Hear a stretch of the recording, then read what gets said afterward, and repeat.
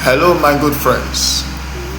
We often talk about time relativity, but how about we also try to apply relativity to God? So that just as we apply relativity to physics, we can also try to apply relativity to metaphysics. When you examine every religion very well, you understand that the origin of that religion, the prophets that embodied that religion, the language of that religion, the history of the people of that religion, they all go hand in hand. It is true of the Indians, it is true of the West, it is true of the Arabs, and it is true of the Jewish people. Now, when you look at the Bhagavad Gita, the holy book of the Hindu people, you understand that the Bhagavad Gita is expressed to the people in the language of the people. So that the India, they see themselves in their religion and recognize that yes, this is our religion. So that the God of the Indians understand the India people. You understand the India's language. This is also true of Christianity as it originates from the West. The Latin, the Greek, English, all these are languages in Christianity. And for you to understand Christianity very well, you need to understand this language. This is also true of the Jewish people, so that the Torah must be understood in the language of the Judaist people. And of course, it is also true of Islam. In fact, for you to understand Islam, you must have to understand the Arabic language. Now, this is just the peripheral.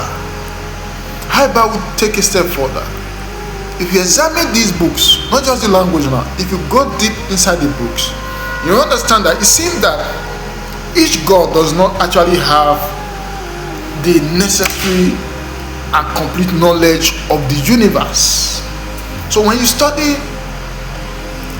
the Bible, for example, all the accounts that were being given by the prophets, many a time they only give account of what happened in the environment of those prophets, in the regions of those prophets, in the continent of those prophets. So does it mean that God does not know that there was a kingdom known as the Benin Empire, or there were people in Latin America, or there were people in... You see, how could a universal God who is proposing a universal religion for the whole humanity use a particular tiny religion, tiny language, use a tiny account in history of a tiny drop of people in the entire universe and use it to say this is the whole thing? No. You don't, in fact, in logic, for example, you don't arrive from the particular to the whole. You arrive from the whole to the particular. That's logical. That's common sense. Now, if you also read the Quran, for example, many of the accounts that were given in the Quran were mostly about a certain people from a certain region. You cannot hear God mentioning the Benin Empire or the Benin people or the Oyo people or the Igbo people or the Hausa people in the Quran, but you will hear them mention the Jewish people, mention the Arab, because that is what the God of the Quran also has knowledge of. They could have mentioned us, but why? And you see, and for you to understand this religion, you are told that you need to understand the language of the prophets of that religion, because the prophet does not have knowledge of every other language. He spoke in the language that you understand, but God could have also revealed himself in multicultural languages, so that all the accounts are the same, so that every culture of the world is represented, so that people can see themselves like, yes, we are actually part of this religion. God knows about us. Now, I'll take a step further. That this God is not impartial. He is not a God that stand aloof and say, I'm going to fold my, I want to join the Jewish and the Muslim. I want to be impartial. As the Jewish and the Arab people are fighting, I'm going to be impartial and watch them. No. The God of the Torah promised the Jewish people victory over the Arabs.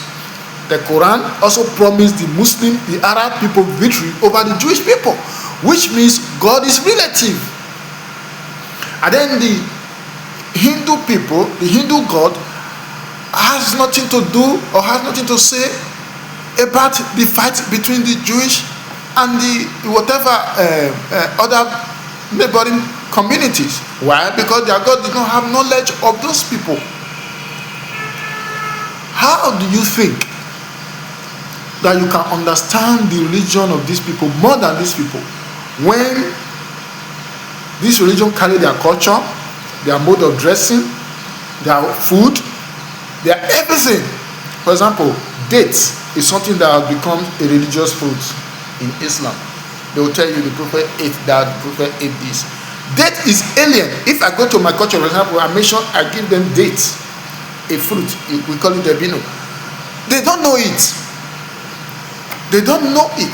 But if you relate to them in, okay, this is cherry, something like that, they understand. So how can God use a microscopic language, and use it as, people, everyone in the universe must know? I am religious, but I am not religious in the sense as you. We are different. So we need to look at this with an open mind and actually see and check if the fight of the Arabs, if the fight of the Jews are actually our fight. In Africa, if there is a fight in the Middle East between the Arabs and the Jews, we begin to hate each other here. If I am a Muslim, I begin to hate a Christian. I begin to hate a Jewish, person, anybody supporting the Jews.